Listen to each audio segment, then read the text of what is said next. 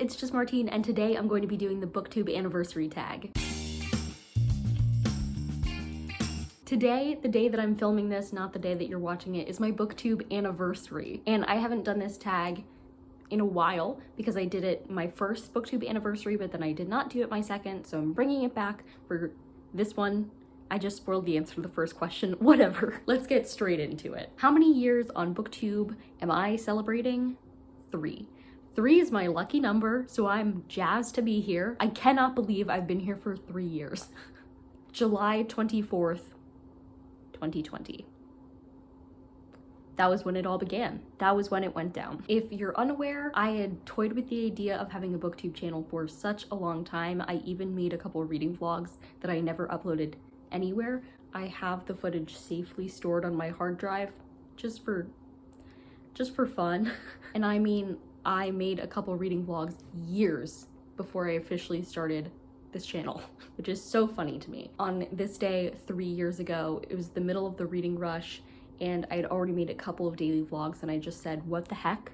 Why don't I just publish these? So I did, and that's how my channel started. Question number 2, what has kept you motivated to continue making videos? So glad you asked. It's a couple of things, right? 1, I'm really used to it by now. It's very habitual. I can't imagine stepping back at this point and not being like, what video am I making next? What am I filming for this thing? Like, it's something that I'm always considering and something that I'm incredibly used to. It's been a couple days since I've imported footage, gotta do that, blah, blah, blah. I'm always thinking these things. So it's a habit for 1, which seems like a weird reason to still be motivated, but the power of habits is incredibly strong. And I think having that consistency just means like, I don't really consider not doing it. But also I have a lot of fun making and sharing them. So like that keeps me motivated. But I think the top answer for this is actually that sometimes I do go back and look through my older videos and I love that I have that to look back on. So I'm like, you're going to want that for now too. So I make it now too, so that in the future I can look back at this and be like, look, it's me from however many years ago. That's so fun. And I've never been particularly good at like keeping a diary or anything, so this is the most consistent I've been in logging my life in any sort of fashion. Even like other social media, I'm just bad at keeping people updated. It's like, this is the best I do. Question number 3, what are 3 of your favorite videos that you made in the past year and why? Okay, so I've loved both of my Heartstopper readathon announcements because that meant I was doing the Heartstopper readathon.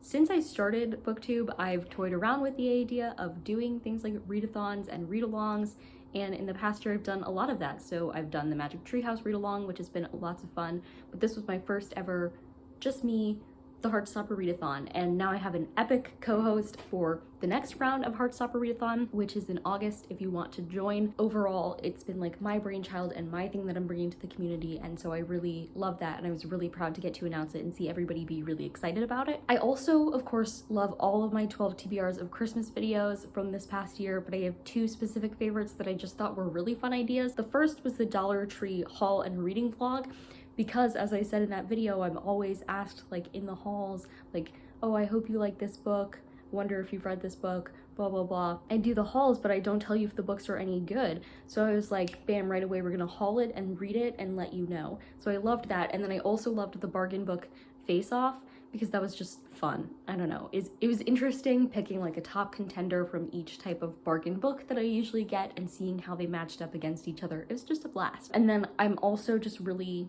happy with all of my like 24 and 48 hour reading vlogs because I think they're just ridiculous. Like the fact that I do them is crazy, and I attempted them for so long before I ever got good at actually hitting the time, and then I got good at hitting the time long before I've gotten good at making a good and cohesive vlog out of it. So I just think it's an interesting challenge on so many levels, both reading and content making, and I find them lots of fun.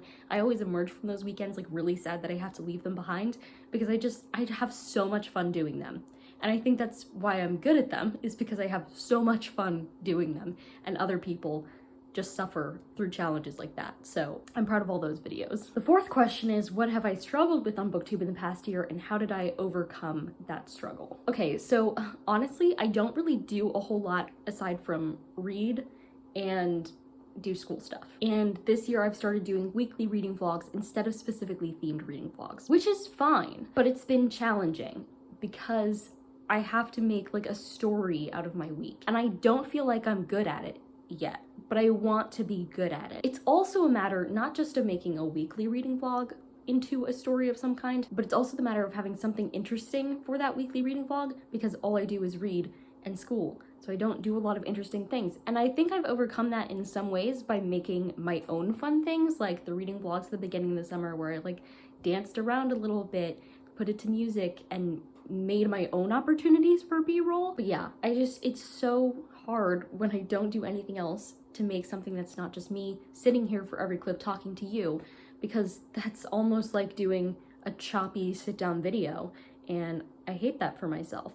And that's one thing that I really am annoyed with about the 12 TBRs of Christmas in general, because that's always how it turns out, and that's fine, but like, I want it to be more, and I can just never get my act together enough to make it more than that. So yeah, that's something that I continue to struggle with, and I don't think I've fully overcome it, but we're getting there. The next question is, choose one moment from the past year on Booktube that you would love to relive. And this one made me sit and think for a really long time, because all of the moments that were extremely good also had bad parts, right? So like, one of the most fun readathons I've ever done was the team round of Squash That series. And that was this past year. It was in October. And that was so fun. But I also got the vid during that, which was not fun. The entirety of it, super fun. Squash That Martine, not fun. Wonderathon was so fun, and I had so much fun being a team captain for that, but also it was incredibly stressful. The first round of the Heartstopper readathon was so fun and magical, but also I felt like I didn't get to do as much during the readathon, like interaction-wise, as I would have liked to, and hopefully that's something that I can fix for this next round, but like, that was the downside of it. Also this year I met the author of my favorite series of all time, but that was so stressful because it was like a will they won't they situation for hours. So I just have to say, I think taking each moment as it comes is my preferred method. Each moment is going to have highs and it's going to have lows, and I'd rather just accept all of that. And so I'm not going to relive any of those things. I'm going to leave them in the past and enjoy looking back on them in this way where I can feel the joy and let some of the pain that went with it go and just live my life. That's a bad answer for this, but like, that's my answer. That's like one time in undergrad, I wrote an essay. We had to write an essay about like, where would you time travel if you could? And I made an argument about why I would stay exactly where I was. That's the same vibe. Okay, next, shout out a huge supporter of your channel. I think the first time I did this, I shouted out Harris. If I didn't, I should have. Harris is my partner, and he is such a big supporter of me in general, but this channel specifically. He texts me pretty much every time he watches one of my videos with thoughts about it and things that he liked, and we talk about my videos all the time. He's just so supportive of it, so I have to give him a shout out, but I also have to say that this past year, Bailey from Is Bailey Reading has been incredibly helpful and supportive of my channel. I mean, all my friends are really supportive of my channel, but Bailey's the one that I go to spoil everything. I'm like, do you just want to know what's up? Or do you still want the secrets? And she's like, no, just tell me. And I know my friends would probably react that way, but I don't want them all to be spoiled for it. So I just go to Bailey with it, and sometimes she returns the favor and I know what's up. And she helps me think of ideas and work through problems that I'm having. When I get hate comments, I text Bailey. When I'm annoyed with something in the process of making videos, I tend to text her. Like, we just talk about our channels a lot together, and I also would have significantly less fun without all my friends through Booktube. So yeah. What's the best book that I've read this past year? Wouldn't you like to know? Well, if you would like to know and you don't know already, you should check out my mid-year freakout tag. It's pretty fun. Where do I see my channel in a year's time, and what do I hope to have achieved?